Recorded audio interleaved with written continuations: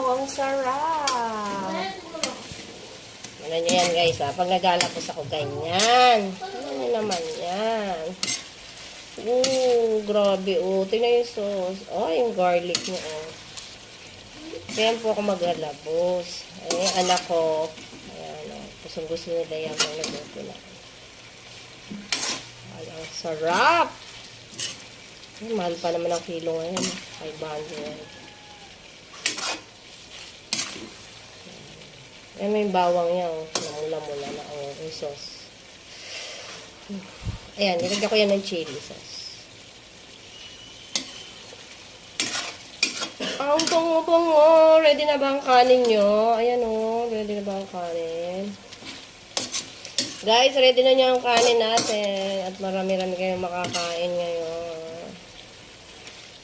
Tapos mainit ang kanin mo with sauce.